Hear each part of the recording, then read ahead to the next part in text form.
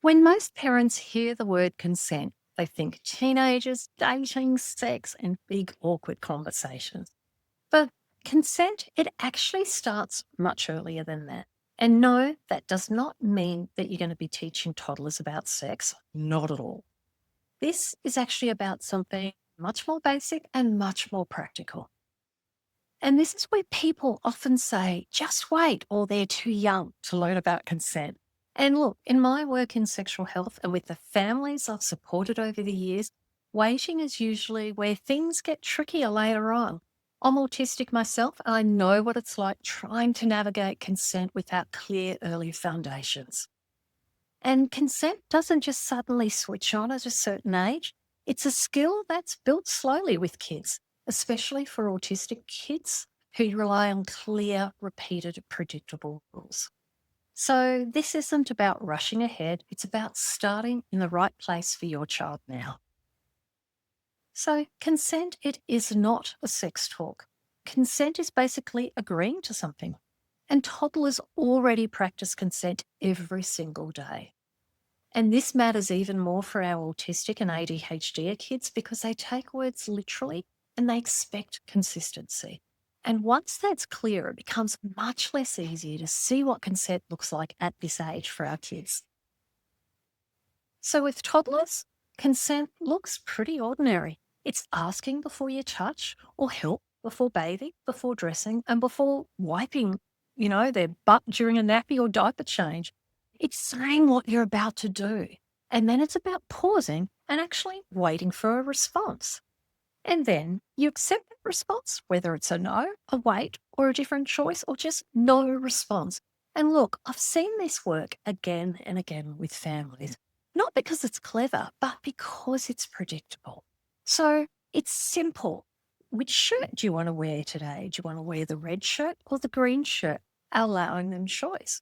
How do you want to eat your apple today? Do you want me to cut it up into little pieces or big pieces or peel the skin? So it's getting kids to get used to making decisions and choosing.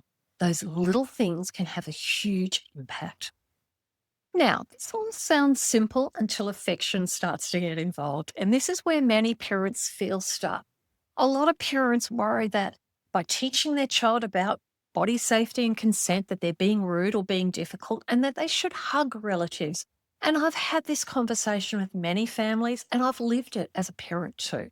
Now, here's the part that really matters. A child saying no to hugs or kisses is not being rude. They're actually practicing boundaries, and that is a skill. So instead of forcing affection, it's about offering choices. Do you want a hug, a high five, or a wave? And whatever they choose, we say out loud that it's okay. And that's how kids learn that their body belongs to them. Now, for this to really work, kids need to have clear language for their bodies.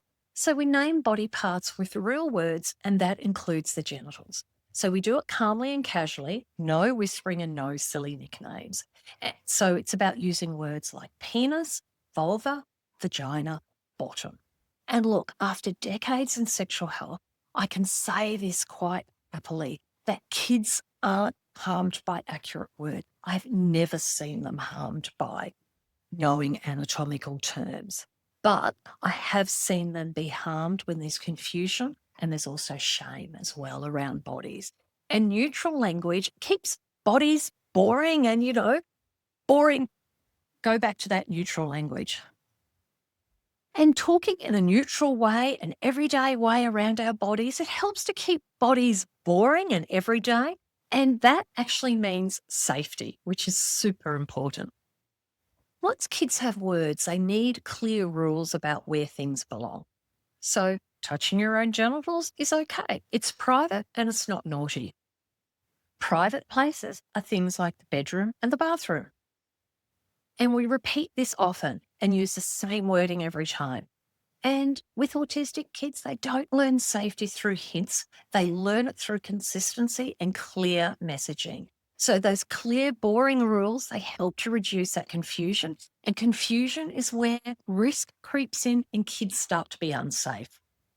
Also, none of this sticks if kids only hear it once. The real teaching is what they see every day at home. So we ask babies before picking them up, we narrate consent during care tasks, and we'll ask other adults before hugging our kids.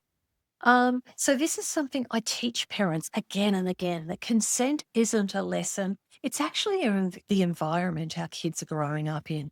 And neurodivergent kids, they learn environments far more reliably than explanations. So, it's very much kids learn by, practice what we preach, and kids are more likely to pick up those messages as well. Now, early consent teaching matters deeply for our autistic kids because they take words literally, they learn rules deeply, and they also expect that consistency.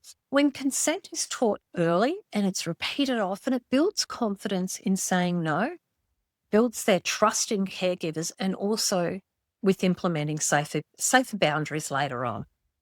Because body safety, it's not a one-time lesson, it's actually a life skill. And this is about prevention, it's not permission. Now, some parents worry that their child will repeat what they're teaching them or that it will encourage something. Look, clear language, it doesn't create harm. Confusion does that. And so does silence as well. So let's look at what this is really about. Consent, it's not about teaching sex, it's about teaching safety and autonomy.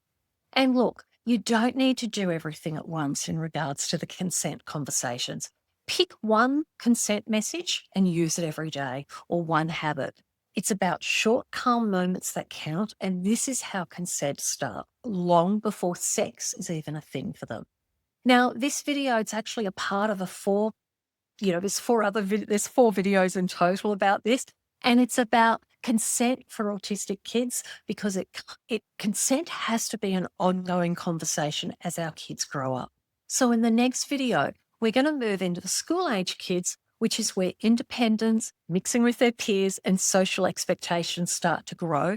And it's where consent needs to get clearer and not vaguer. And remember, one step at a time is enough with teaching this.